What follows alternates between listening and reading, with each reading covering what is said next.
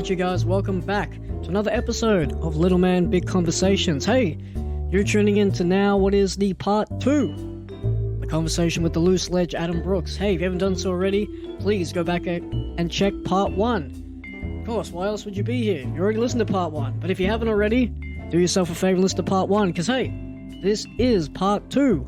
I want to take this time right now to thank all you loyal LMBC podcast listeners for tuning in each and every week. I really appreciate everything you guys do for this podcast, and I'm working on season 2 as we speak.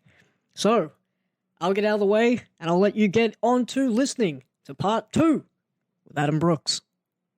That was that was our attitude, you know, like, let's make our stuff the best. Yep. And I think we accomplished that, you know, like, and majority of the guys who have held that belt since, I want to say majority except one of them, have represented that belt really, really well. I think the champ at the time was Elliot Sexton. Well, yeah, so, you know, there you go. Completely different styles. Yep. And I think I probably had an issue with him at the time as well. Okay. But like, we're super cool now. He's a good dude, and we chatted and stuff. But I think it was just, you know, me and Dowie, we were just like, let's you know, because me and Dowie grew up liking the same style of wrestling, you know, like those smaller cruiserweight dudes. Mm-hmm. You know, so we just wanted to go out there and sort of do that and be that focal point of the show, you know? Right. So at this point, you're back home, but you have an opportunity coming up that at this point is one of the biggest challenges that you have to this date. You've gone overseas, you've gone international, you've gone interstate, but you're at home and you got to defend your championship now against the likes of not only one of Australia's great Robbie Eagles, but you got to fight against international superstar Will Ospreay. Now, without making this all about the match, tell me, what was it like being told, hey man, we got this guy coming over and we're going to pitch him with you and Robbie? Did you feel the pressure with that? Were you like, man, this is intense? Or were you like feeling the same way they did when Matt took that trip overseas, that final flight? Were you thinking, man, I got that fire burning underneath me. Hell yeah, I'm ready for this. No, not really. Okay. I was in like a really bad point in my life. Right. During that whole Ospreay stuff. Okay. So when they told me, I was just like, oh yeah, okay, cool. That guy's, you know, he's pretty awesome. Like, whatever. Yep. You know? And as bad as that is to say, but it was just the place that I was at mentally in my life, I didn't care. I was like, oh yeah, cool, whatever. It ain't a dig on him and his career. It was just where you were at that time. Well, I mean, I think his career was really starting to just get going. Like, I think he just may have debuted with New Japan around that time. Right. Okay. But what I'm saying is, like, you couldn't appreciate the fact that this was happening because of where you were at in your life. Yeah, I didn't care. Yeah. Yeah. So what was happening for you? To say. What was happening for you at this time that made you go, man, I'm not in the zone? Just stuff outside the ring, just personal stuff. Yeah, just personal stuff, and I was just low, and I didn't want to wrestle, and I was like, I've told this story before, but I was like 90% gonna quit wrestling that month. So that was August 2017. Like, they told me, yeah, you're gonna wrestle Will, then this is gonna happen. Then later on in the month, you know, this is gonna happen, and you're gonna wrestle Will and you know, and Robbie in a 3-way, you know, and this is gonna happen. And I was like, oh yeah, cool, whatever. And right. I was gonna just say to them, just put the belts on Robbie, you know, do whatever. And I was just gonna just walk away because I was just so just in the worst place. But me and Will wrestled, and it was pretty good from what people say. Like, right, yeah. And we did really good, and the crowd really appreciated it. And then I got backstage and I just bawled my eyes out. And he comes backstage and he starts freaking out because he thought that he'd hurt me. He's like, "Oh my God, you okay? You okay?" I said, "Dude, I'm fine, but you know, I'm wrapping this shit up at the end of the month. Like, I'm so over it." He goes, and then he grabbed me and he said, "You're not going anywhere. I'm going to help you become a fucking star. You don't realize how good you are." And then I just like bawled my eyes out even more. And then the booker, who I was, respected each other immensely, he's like, "Are you cool?" And then I broke down to him and he just hugged me. He's like, "Oh, what the fuck?" Because he didn't know what was up. Yeah. So yeah, I was still a little bit fried, but I was like, I'll keep pushing through, Sure, yeah. It's one of those things with wrestling where it's like that old saying, the show must go on. And even though you may be in a dark place in your personal life, there is something in the back of your mind that's like, man, when I go out there, when I go through that curtain, I don't need to worry about anything. It's sort of like a release and it's an escape and it's a pause button on whatever you're going through. Because I had a similar situation, probably not to the same extent that you did, and it probably wasn't as intense as what you were facing at that time, but I had a similar situation happen to me in October 2017. My health was in the absolute toilet. I did not know if I was going to come back from it. I was fighting some personal demons, and my health was also not being kind to me at that time. I was getting a 2-on-1 handicap from invisible forces that I could not physically fight back from. So I did a match at that time, and I had a similar reaction that you did. I went backstage. I felt like I really put it out there. But man, as soon as I got backstage, I sat down, took my knee pads off, stared at that concrete floor, and I just bawled my eyes out. And similar thing, my opponent came up to me and he was like, "Man, what's going on? Are you okay? You hurt?" And I said, "No, man, I just really appreciated that." So but I knew that at that point for me, I didn't know whether I wanted to A, continue, or B, if I even could continue. Like, even if I was good and even if I was healthy and even if I was, if they came back and said, "You're all good, pal, go in that ring and give it to what for?" I didn't know if in my mind, man, I ain't looking too good in front of this live crowd right now because they can tell something's wrong. And I have the absolute integrity built inside me to go, hey, I know when I'm not good, and I don't like people paying money to see me, knowing I'm on the card, knowing I'm on the bill. And if I'm heading into that show, and yeah, 3 out of those 4 weeks I'm feeling good, but come show week, and I'm getting hit with all this news, man, I feel guilty AF. So I knew heading into that match that may very well have been at that time my last one. I didn't do the retirement angle. I didn't do the hang up the boots segment, but I was honest with that crowd. I got in trouble for it too. I got riled up backstage. "You didn't have permission to do that promo. What the hell do you think you're doing?" And I said, "Man, I got to be honest with these people. I've been honest with these people at that point for 10 years. It was a decade. No one thought 10 years ago that I'd even last a week. Hell, probably some to this day don't think I should be out there. But what was important was the people in that attendance had paid money to see this match. I wanted to be real with them. I broke kayfabe. I told them I was fighting demons, told them I didn't know how long I'd be back for, but I had to do it. Yeah. Thankfully, I did the following month. We built it into an angle where if I lost, I'd be done. We swerved them. I ended up winning that match, but I decided it would still be best, even though I had won, that I take the time away. My career remained intact. We got them with the story, but I took that time away. I was going to take about 4 months off, do the health thing, jump through the hoops, tick the boxes, run the test, do everything I need to do to make sure that I could at least be healthy enough within myself. And if I felt good, then I'd maybe have a heart-to-heart with that ring. But at that time, I wasn't too sure. So I decided, man, I got to take at least 4 to 6 months off. It was 9 months. I took 9 months off, and I came back, and I really look back on that time now and go, man, I'm very happy that I did that I was honest with that crowd, number one, because every time, much like yourself, every time I've gone out there, man, I've committed, just like that first bump, that Triple H knee bump. I've committed to telling stories to that crowd. I've committed to being honest with them. If I'm angry in that ring, I'm angry. If I'm happy, I'm happy. If I'm sad, shit, son, I'm sad. But I've committed to being honest to them. So when I gave that speech to them, it came from the heart. I didn't give a crap that I got in trouble. What were they going to do? Fire me? I was one of their biggest draws at that time in terms of being a babyface.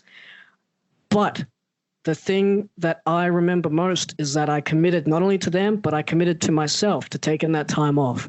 For you, knowing full well that you're in a dark place right now, you're not feeling it. The loose ledge is having trouble. He's feeling a bit loose in the mind, not feeling 110%. You've got Will Ospreay there. You've got the Booker there. You got people that are caring and looking out for you. Were you in a place where you could say, hey, I need to cool the jets here? Or did you push through it and you just kept firing at all cylinders? I pushed through it because I didn't want to let anyone down because I knew the direction they were going. So I just tried to push through. Yep. But then it got to the point where I was like, you know what? I think I need to go away for a while.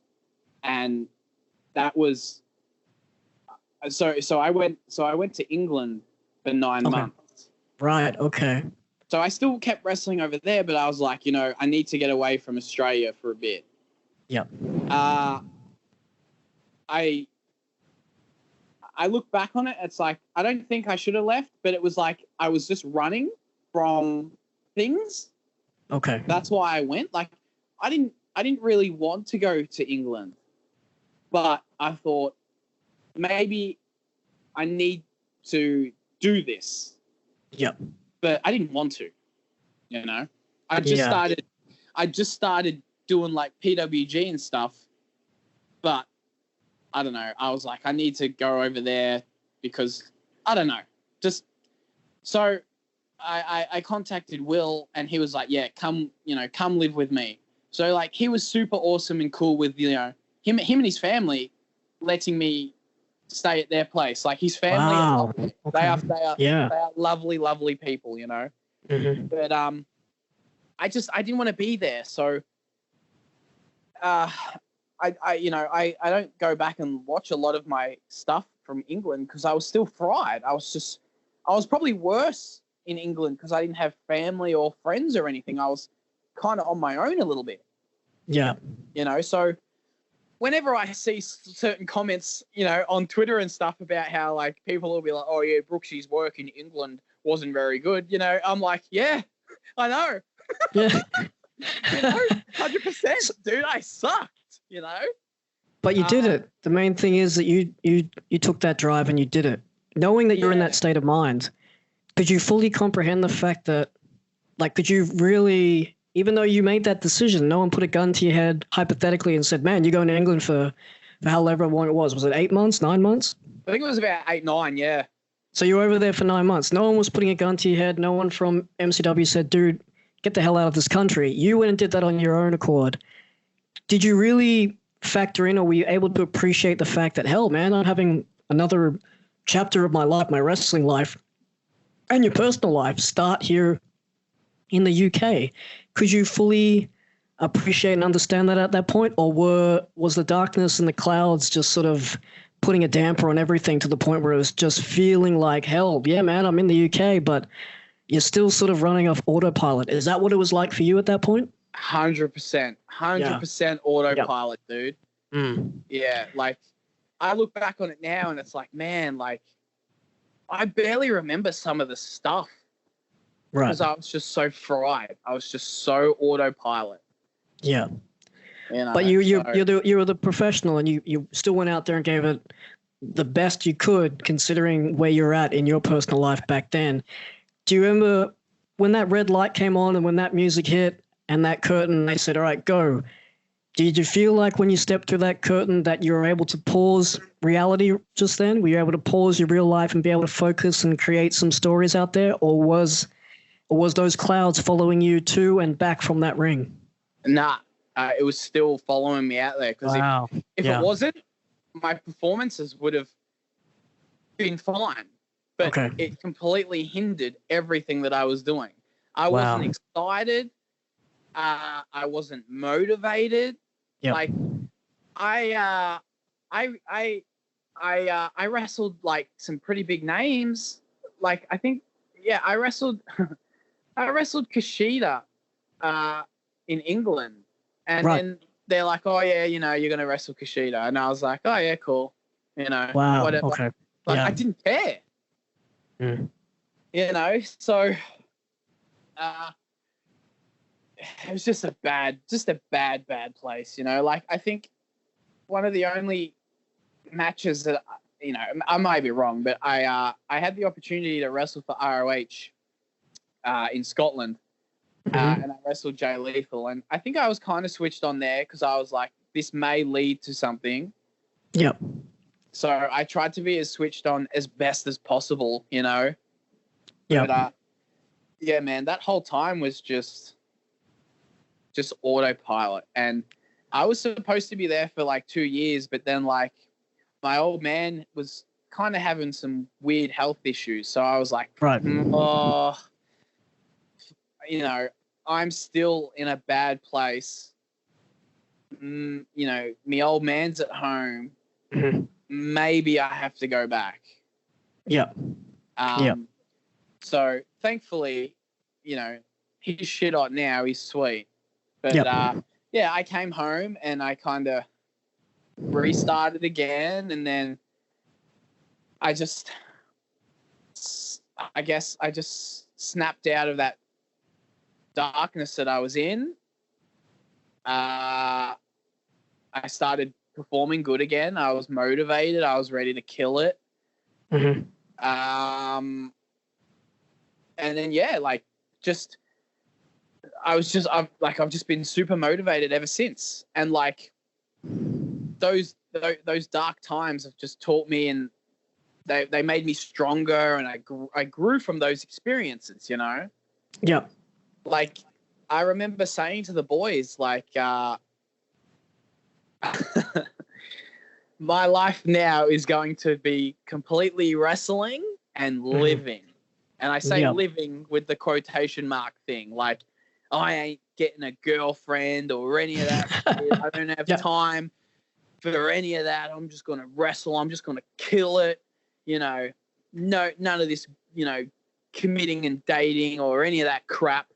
And then in October, I met this girl that I adore. So I have a girlfriend now. Man, it's always when you least expect it, right? It's the old saying, when you're not looking for it, it comes looking for you. And like, that's how it was. But yeah, you're right.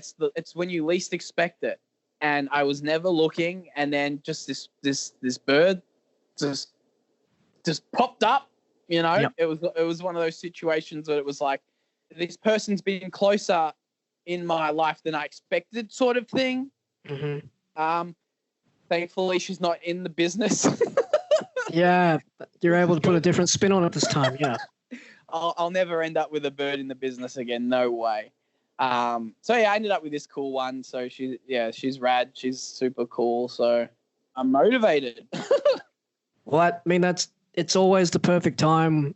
It comes into your life when, yeah, like we just said, it comes into your life when you're not looking for it. I know for me firsthand, just when I was telling you that story about wanting to take some time away in 2017, quite literally after I did that will he, won't he career on the line match, and I was able to save my career and ride off into the sunset for an unknown amount of time, quite literally 2 months later, I've started dating. During this time, I'm trying to get my health sorted, but hey, any positive reinforcement at that time was something that I definitely needed, and it definitely helped my life. And just like yourself, wasn't involved in the business, came to the shows, had her own life going on, but hell, man, did that help. But I wasn't looking at that point. I wasn't searching. I went, man, priority one, my health. So it seems like a similar thing for you, man. I got to come back. I got to reassess. So you've come back now. You've done the stint in the UK. You've wrestled some big names. Unfortunately, you were in that place where you just couldn't really absorb it all. But so you fly home. You're with family. Do you remember what it was or what happened to hit that reset button from you to sort of brush those clouds away and go, man, I got to kick my own ass here? Do you remember what it was? Was it just coming home and seeing family? Did it just sort of disappear over time? Or was there something that happened or a talk either with yourself or with someone to say, hey, you need to start being the loose ledge again? Yeah. Yeah. So the only people that were like sort of chatting with me during this dark time were my Mum, Yep. and Matt. Right. Okay. And he'd always hit me up and stuff. But I remember this one time, and I was spilling a bunch of nonsense to my mum. Just shit you don't want to hear as a mum, you know? Right. Yeah. And it got to the point where she would be in contact with Matt going, we've got to sort this nutcase out. You know, he's lost the plot. Mm-hmm. And I remember he was at TV. He was at 205, and he was hiding up in the balcony, just abusing me. Just like, pull your head in. You know, you've got to pull your head in. I don't know what's wrong with you. I don't know why you're letting, or, you know, why your emotions are being like this. You know, you've got to pull your head in. You're wasting years of your life, type sort of thing, like your career. And then I was like, oh, shit. Okay. Yeah.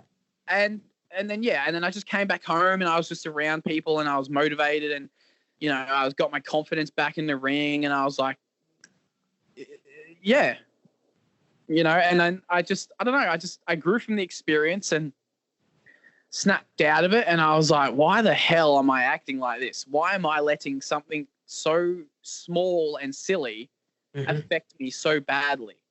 Right. But it just, like, that situation has now turned into a positive anyway. Yeah. You know? So I think it was just a time thing, really. Okay. Yeah. So you just kind of you had the support of the family, you had the support of Matt, who was there pretty much since day one for you, not only professionally, but it seems like personally.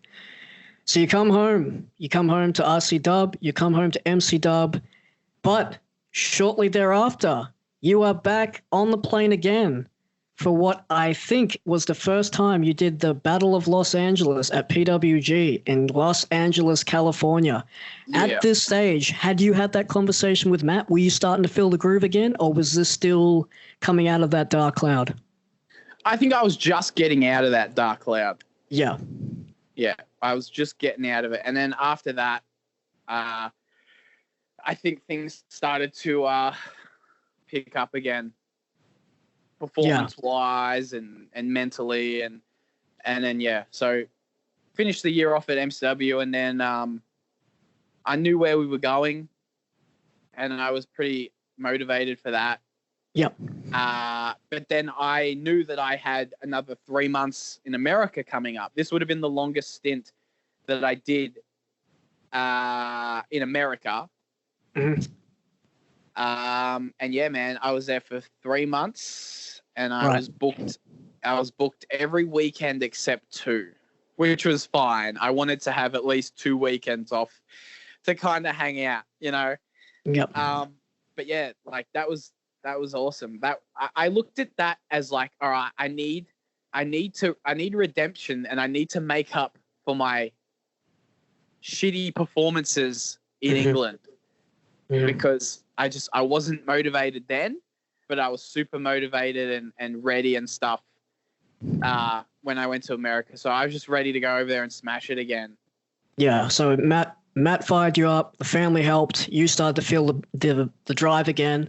Yeah. You do PWG, do the Battle of Los Angeles. You come home, and this is the first time that I'd seen you in person. We hadn't spoken though. We did the handshake. We did the how's it going, but we didn't really know each other like we did at that Venom show. This week you came back from PWG, and the very next weekend you did AWA Sky's the Limit, where you versed Jake Nova, Robbie Eagles, and Rufio. Oh, yeah. And then after that, you went over back to South Australia. Then you were back on home turf again at MCW, and you start going around the circuits one more time. At this stage, hitting those local circuits again, touring around Melbourne, touring, hell, even going to New Zealand, getting on a plane again, doing South Australia. Are you starting to feel the groove now? Are you thinking like, yeah, I'm back on track? At this point, I'm assuming the new lady has come into your life. Are you starting to feel like, hey man, yeah, this is where I'm at. This is where I need to be. This was long before the lady. I was rocking and rolling, man. I was all good. I was in my living phase. The just live it up, not dating, committing any of that crap. I'm just going to wrestle, you know? So you have a stint around doing the home turfs again. You're starting to feel the drive. You're starting to get motivated. The ledge is back in full form, or at least the clouds are starting to go away, allowing you to perform. Yeah. You go back overseas one more time. This time you're fighting in places like at WrestleCon, at Revolver, The Crash, FSW. Then you finally get to come home. You come home again to MCW. We're now on the 20th of July, 2019, and we start building towards what would eventually become your first reign as MCW champion.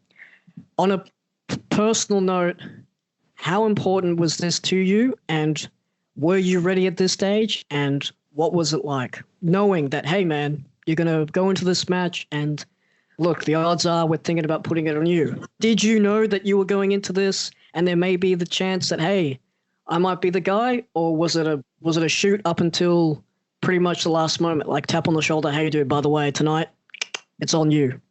No, I knew since like the beginning of the year. Oh, okay. So you were made well aware, well in advance.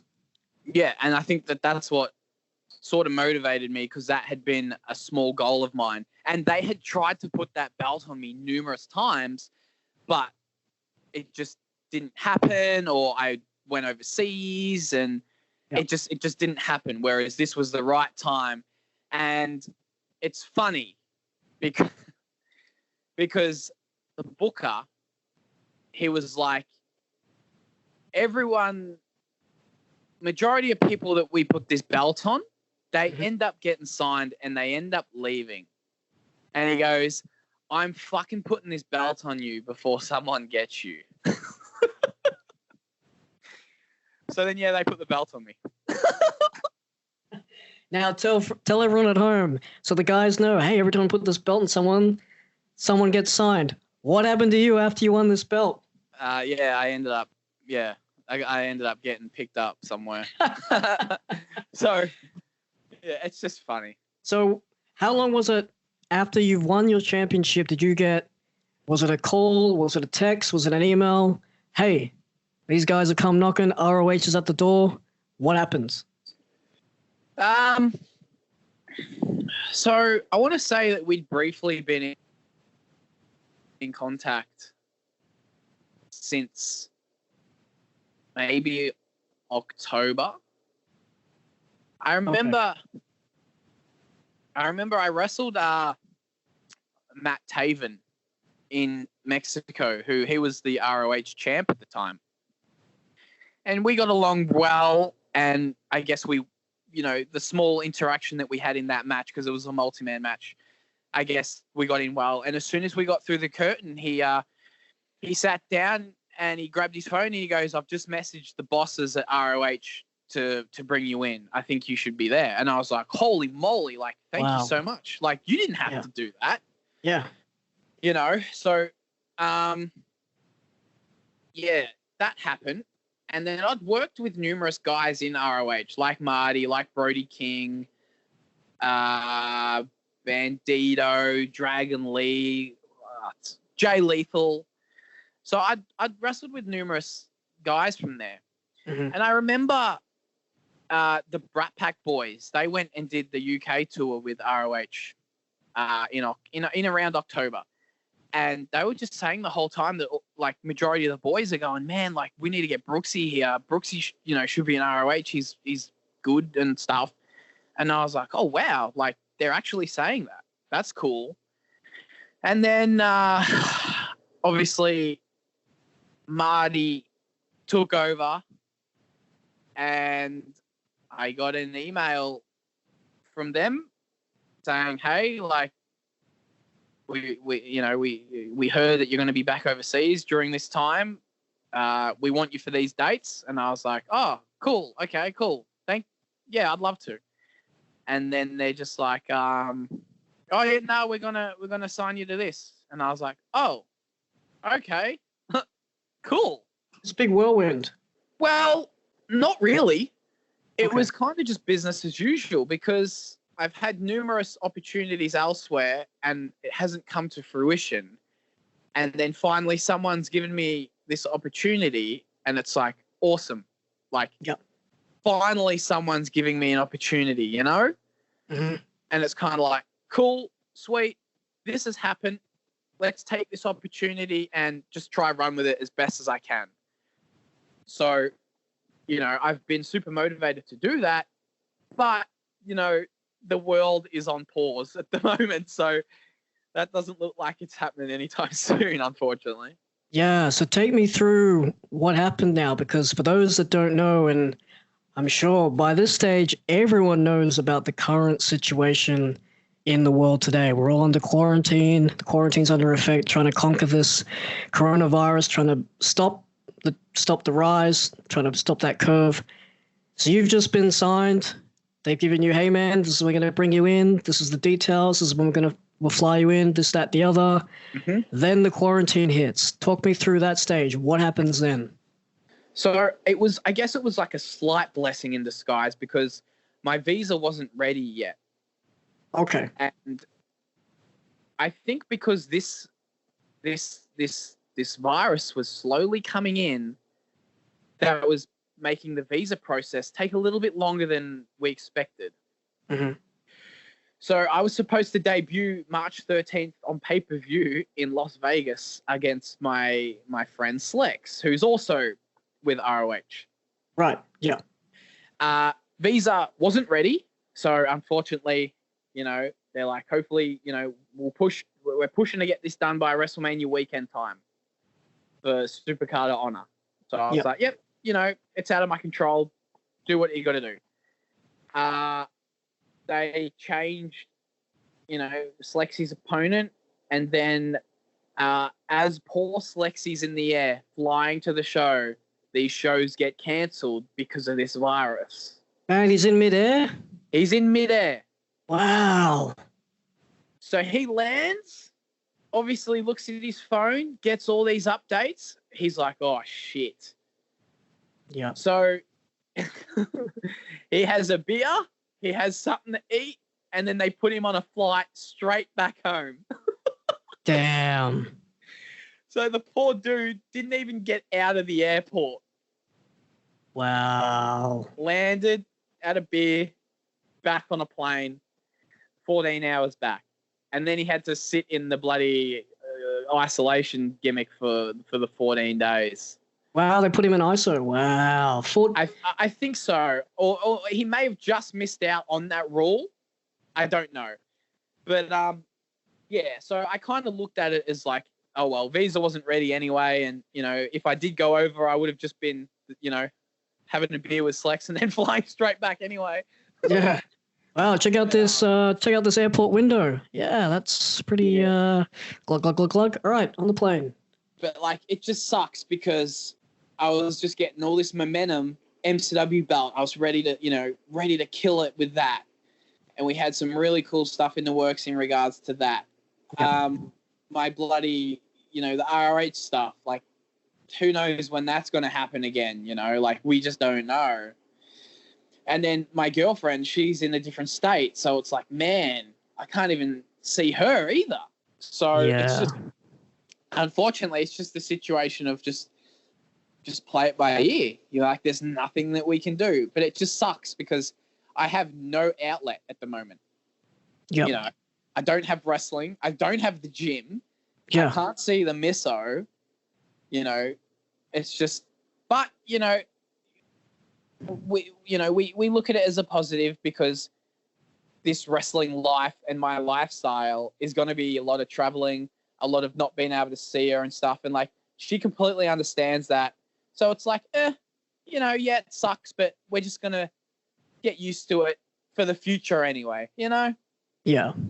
I mean, that is a positive approach to have because you are quite right. You know, once this deal comes into play, once this quarantine effect gets shut down, hey, man, that call's going to come on through, and I can guarantee, mark my words, as soon as quarantine goes down and the world pretty much starts charging those batteries again and people get out there and the world starts seemingly turning with the world, basically with the population becoming active again, I can guarantee that those entertainment shows that have been put on hold, that have been postponed, they are going to be flooded with people coming to be entertained, wanting to get out there, wanting to have a drink, wanting to watch a show. So I can guarantee, man, blessing in disguise, getting that visa ready, getting life on the road ready between you and your lovely lady. But of all things, that show, if it wasn't already, which I can guarantee it probably would have been, but if it wasn't already, packed to the rafters. Yep. So, I mean, yeah, I get this situation it's out of our control, everyone's control. Yeah. I guess we just have to be looking at it as positively as we can. You know, all us wrestlers can just rest our. You know, majority of us have got little niggling injuries. You know, I've been working with a muffed up elbow for like 8 months, so it's like, let it heal, I guess. Man, again, another blessing in disguise. You can rest up, and you can wait till everything sort of gets sorted. But yeah, Adam, we have gone there and back again. We have gone from the beginning of your career. We've gone through your career. We've talked about what happened to you in your personal life throughout your career, from dating industry, dating outside the industry, and fighting personal demons during what should have been a really positive and fun moment for you. But unfortunately, those clouds were following you. But you have good people in your life that helped you get through that. We're talking all the way up to current day Adam Brooks, the greatest ledge of all time, the GLOAT. You're assigned a Ring of Honor. Good things are coming your way, my friend. But I hope so, man. Thank you. Guaranteed, man. Guaranteed. But we are now going to commit to one of the segments of my podcast called The Deep Dive. Here, people get to know your psyche. People get to know what you're all about. I'm going to ask you some deep questions, get your perspective, get your answers on it. Hopefully some people, if not already by this stage, can get to know the inner workings of Mr. Adam Brooks. Adam, are you ready? Let's do it, man. All right, Adam, first question. What would you tell yourself now if you were just starting out?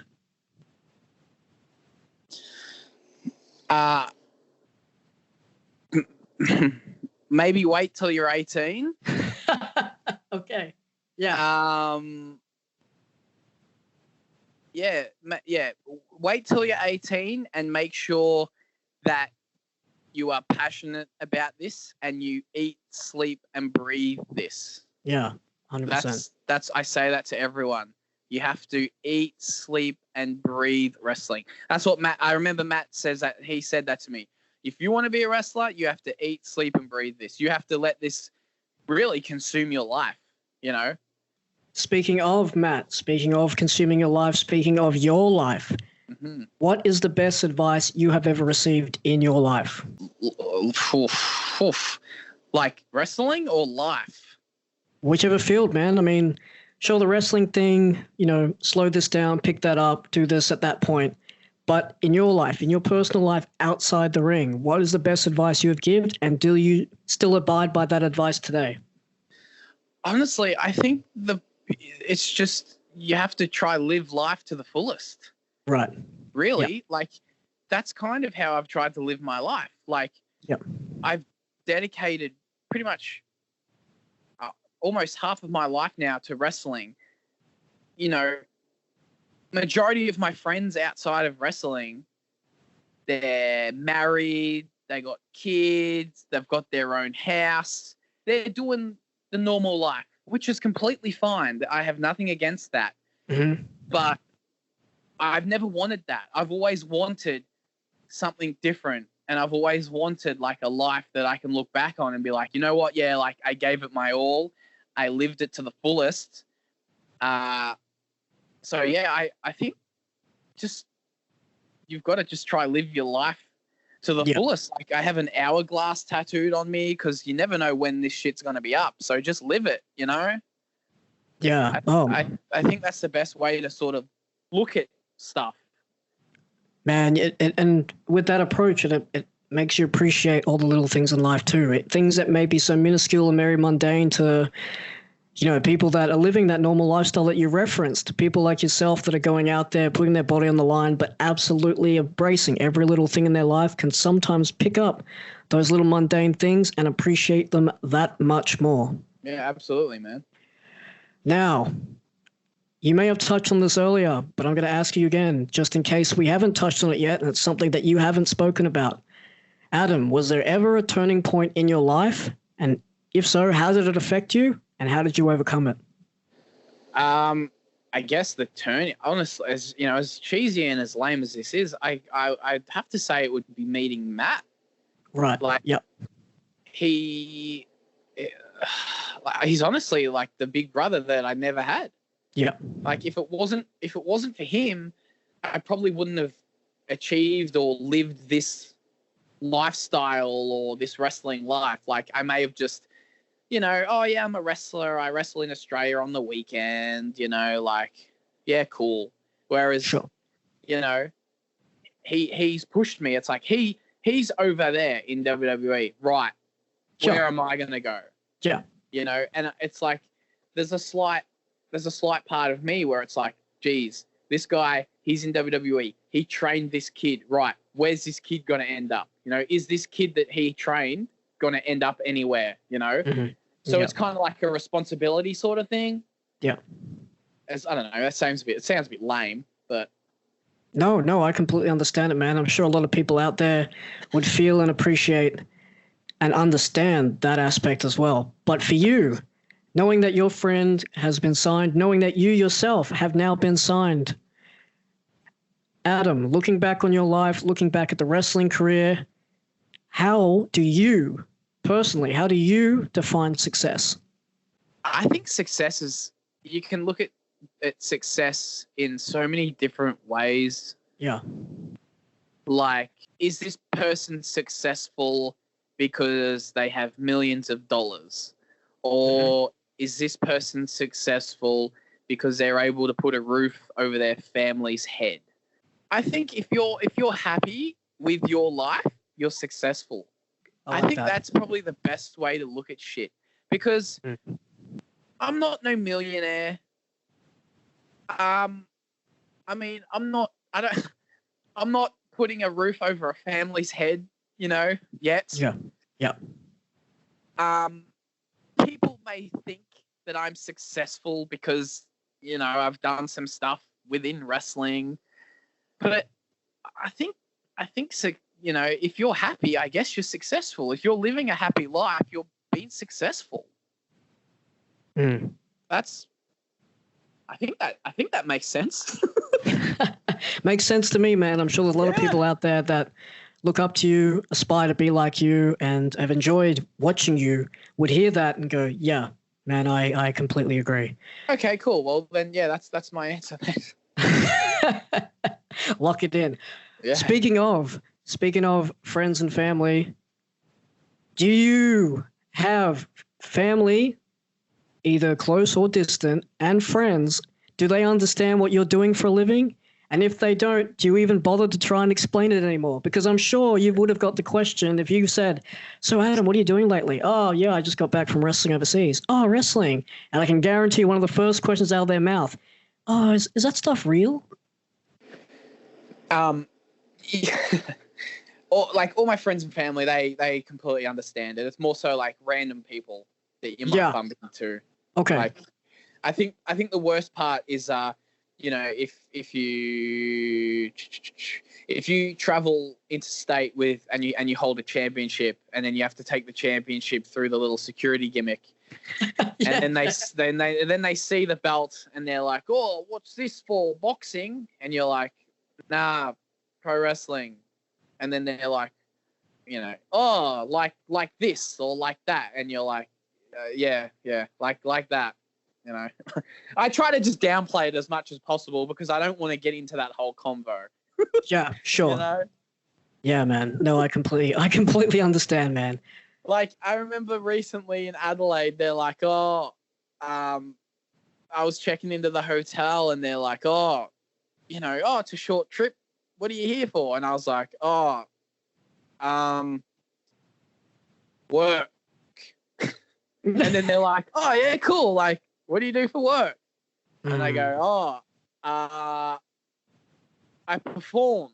But then I was like, shit, I sound like a stripper, Yeah. So I was like, professional wrestling. And thankfully, he didn't do the whole, oh, what's that? Is it this? Is it that? So, yeah. Yeah, no, he probably thought that the professional wrestling was a cover. He probably thought you were a stripper. I'll take that.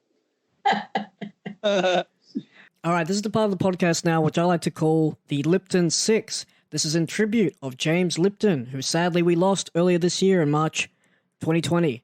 He was an American writer, lyricist, actor, and the dean of the Actors Studio Drama School at Pace University in New York City, where he hosted and ran his TV show Inside the Actors Studio from 1994 to 2018. So, in honor and tribute of him, I'm going to ask you his famous 6 questions that he would ask all his guests before wrapping up his interview. So, you ready for the Lipton 6? Let's do it, man.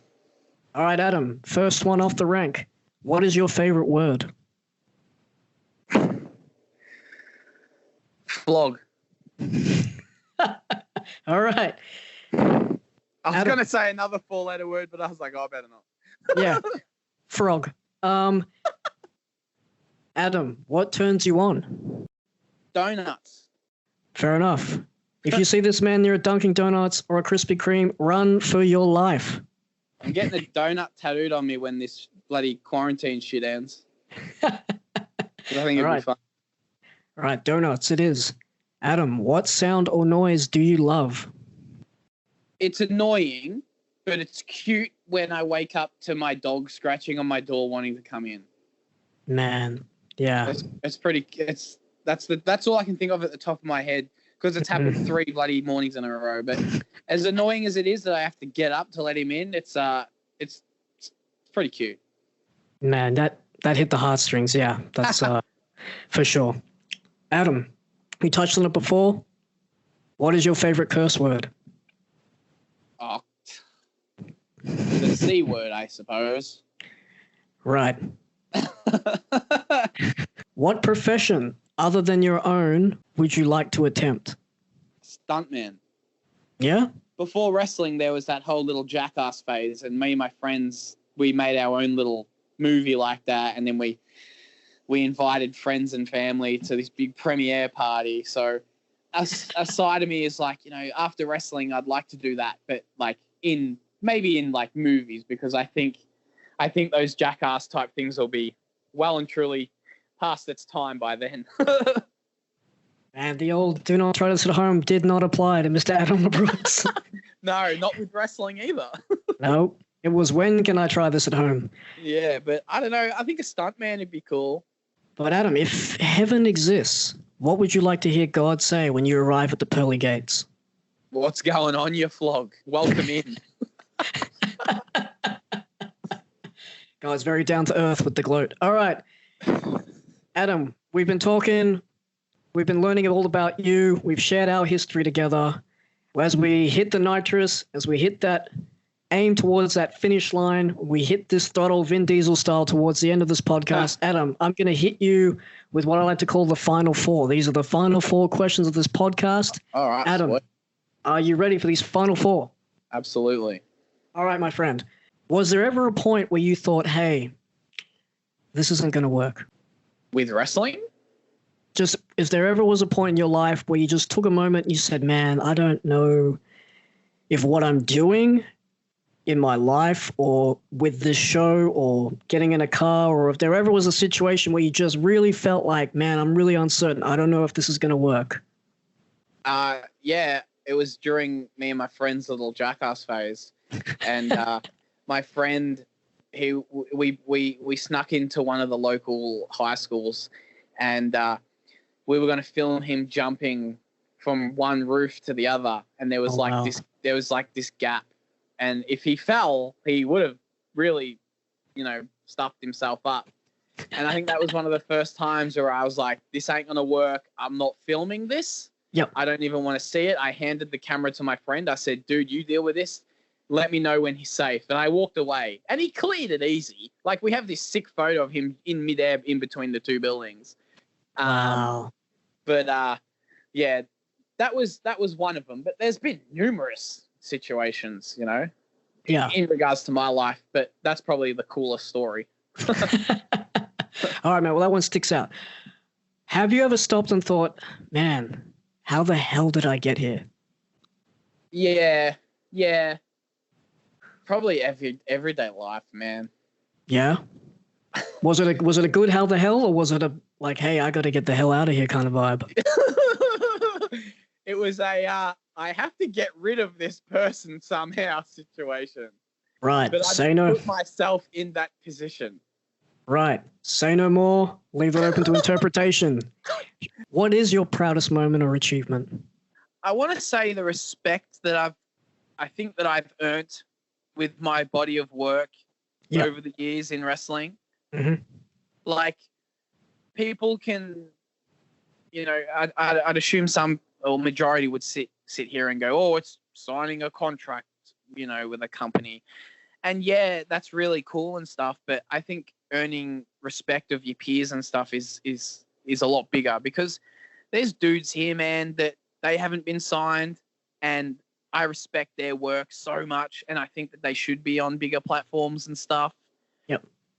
So I guess just, earning the respect of people and, having younger kids in the wrestling business look up to you and stuff. Like, it's crazy. It's so crazy when young kids come up to me and they're all like timid and shy to say hello. And then like, I get it, because I was one of those kids, but like, it's just, it throws me off.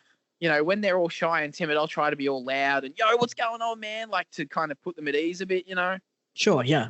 Just to be like, yeah, like, I'm just Adam. I'm just a normal dude. I wrestle too, man. Like, what's going on, Yeah.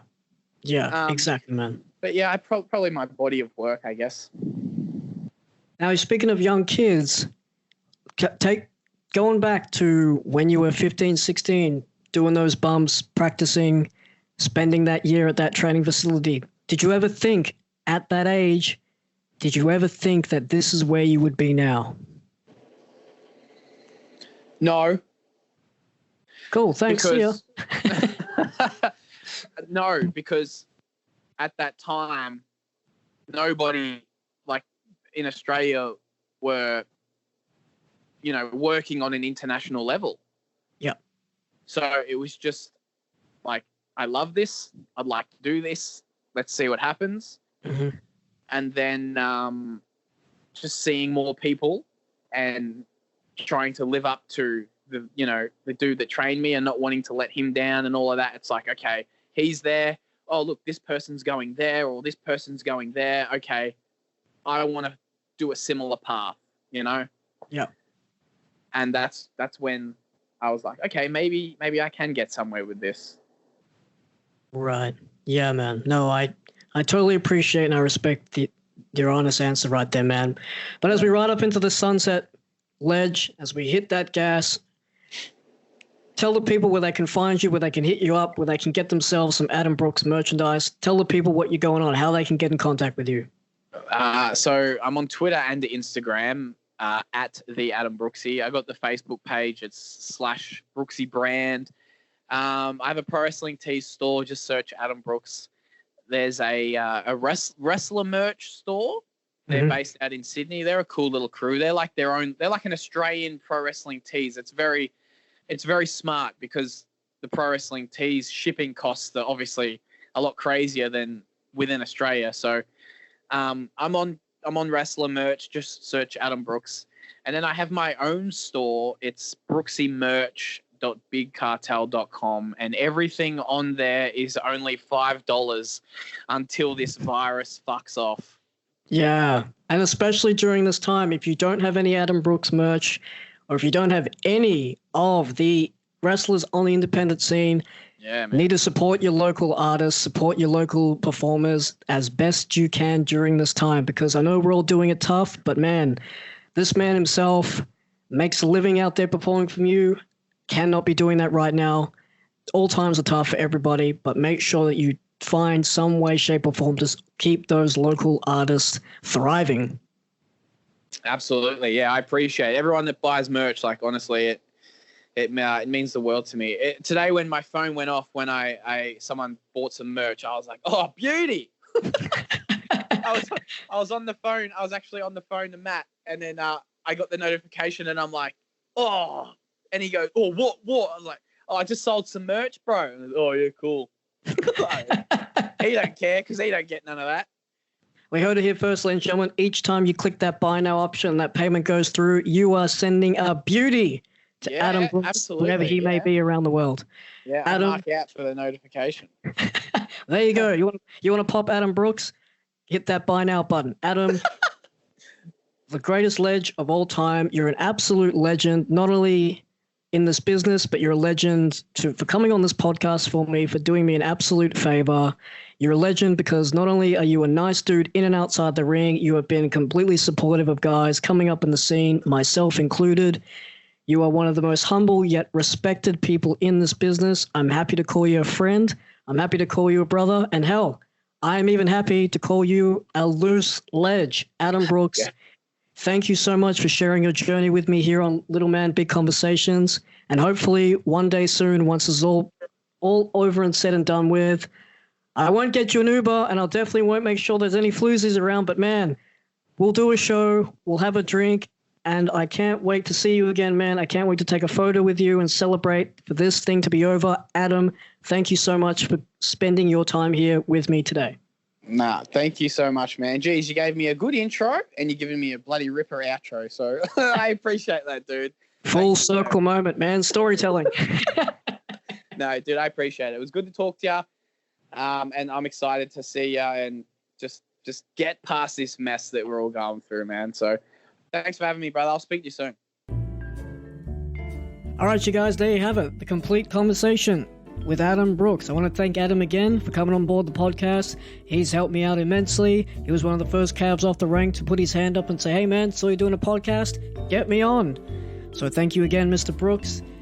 Thank you again, too, to all you loyal listeners. If you haven't done so already, please follow the podcast at LMBC Podcast on Facebook and on Instagram and on Twitter at LMBC_podcast. Thanks for listening, guys, and I'll see you next week.